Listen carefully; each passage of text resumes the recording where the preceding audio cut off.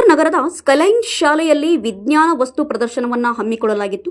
ಈ ವಸ್ತು ಪ್ರದರ್ಶನಕ್ಕೆ ಬಸವ ಕಲ್ಯಾಣ ತಹಶೀಲ್ದಾರ್ ದತ್ತಾತ್ರೇಯ ಚಾಲನೆಯನ್ನ ನೀಡಿದರು.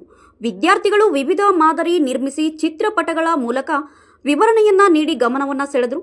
ಕನ್ನಡ ವರ್ಣಮಾಲೆಗಳು, ಮೆದುಳು ಅಸ್ಥಿಪಂಜರ, ಪವನಶಕ್ತಿ, ಮಾನವನ ಹೃದಯ, ಮಾನವನ ಜೀರ್ಣಾಂಗ ವಿಭಾಗ, ಪಟ್ಟಣ ಮತ್ತು ಹಳ್ಳಿ, ವಾಯು ಮಾಲಿನ್ಯ, ಜಲ ಸಂರಕ್ಷಣೆ, ಕಾಡು ಪ್ರಾಣಿಗಳು ಮತ್ತು ಸಾಕು ಪ್ರಾಣಿಗಳು, ನೀರಿನ ಮೂಲಗಳು, ಆಹಾರ ಪದ್ಧತಿ, ರಸ್ತೆ ಸಂಚಾರಿ ನಿಯಮ ಪಾಲನೆ, ಮಾದರಿ ವಿನ್ಯಾಸ ನೋಡುಗರ ಗಮನವನ್ನ ಸೆಳೆದವು. ಸ್ಕೈಲೈನ್ ಸ್ಕೂಲ್ ಇವರು ಒಂದು ಸೈನ್ಸ್ ಸ್ಕೂಲ್ ಎಕ್ಸಿಬಿಷನ್ ಮಾಡಿದ್ದಾರೆ. ಜೀನಿಯಸ್ ಮೈಂಡ್ಸ್ 2025 ಕಾನ್ಸೆಪ್ಟ್ ಇಟ್ಕೊಂಡು ಮಾಡಿದ್ದಾರೆ. ನಾನು ಈಗಾಗಲೇ ಹೇಳ್ದಂಗೆ ನಾವೆಲ್ಲ ಎಕ್ಸಿಬಿಷನ್ ನೋಡಿದ್ದೆಲ್ಲ 6ನೇ ಕ್ಲಾಸ್ 7ನೇ ಕ್ಲಾಸ್ ನಂತರ. ಆಮೇಲೆ ಇಷ್ಟು ಕಲರ್ಫುಲ್ ಆಗಿ ಇಷ್ಟು ನೀಟಾಗಿ ನಾವು ನಮ್ಮ ಇದರಲ್ಲಿ ನಾನು ನೋಡಿದ್ದಿಲ್ಲ. ಇವರು ಹಾರ್ಡ್ಲಿ 2.5 ವರ್ಷ 3.5 ವರ್ಷ 4.5 ವರ್ಷ ಹುಡುಗರು.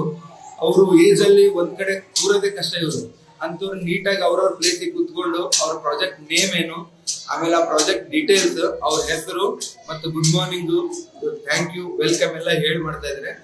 ಸರ್ ಹೇಳ್ದಂಗೆ ಇವರು ಪರ್ಸನಲ್ ಆಗಿ ಇವರು ಯಾರು ಪತಿ ಪತ್ನಿ ಇಬ್ರು ಈ ಸ್ಕೂಲ್ ಮ್ಯಾನೇಜ್ ಮಾಡ್ತಾ ಇದಾರಲ್ಲ, ಓನ್ ಮ್ಯಾನೇಜ್ಮೆಂಟ್ ಇದ್ದಾಗ ಈ ತರ ಮಿರಾಕಲ್ ಸಾಧ್ಯ ಆಗ್ತದೆ. ಯಾವ್ದೋ ಕಾರ್ಪೊರೇಟ್ ಸ್ಕೂಲ್ ಅಲ್ಲಿ ನಾವು ಈ ತರ ಮಾಡ್ಲಿಕ್ಕೆ ಆಗಿಲ್ಲ. ಯಾಕಂದ್ರೆ ಅಲ್ಲಿ ಒಂದು ಸೆಂಟ್ರಲೈಸ್ಡ್ ಒಂದು ಕಾನ್ಸೆಪ್ಟ್ ಮಾಡಿ ಸ್ಕೂಲ್ ಎಲ್ಲ ಇದು ಮಾಡಿರ್ತಾರೆ. ಇಲ್ಲಿ 0 ಇಂದ ಸ್ಟಾರ್ಟ್ ಮಾಡಿರ್ತಾರೆ.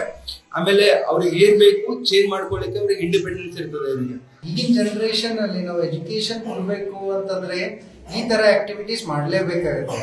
ಇರ್ಲಿಲ್ಲ ಅಂತಂದ್ರೆ ನಮ್ಮ ಮಕ್ಕಳು ಏನ್ ಮಾಡ್ತಾ ಇದಾರೆ, ಮುಂಜಾನೆ ಎದ್ದು ಅವ್ರಿಗೆ ಊಟ ಮಾಡಿಸ್ಬೇಕಂದ್ರೆ ಫೋನ್ ಬೇಕು, ಈವ್ನಿಂಗ್ ಊಟ ಮಾಡಿಸ್ಬೇಕಂದ್ರೆ ಫೋನ್ ಬೇಕು.